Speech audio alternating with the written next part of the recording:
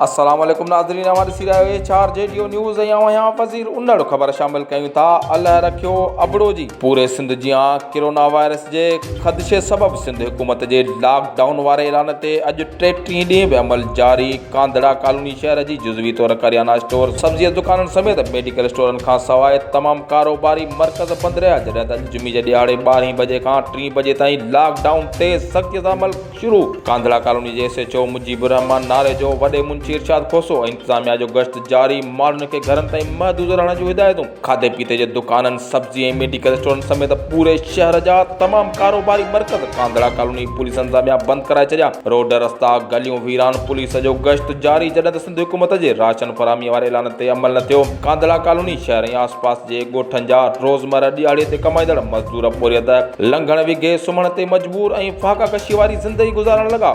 4 JDO news में फ़िलहाल एतिरो ई। वधीक ख़बरनि जी अपडेट्स लाइ ॾिसंदा रहो 4 जेडीओ न्यूज़।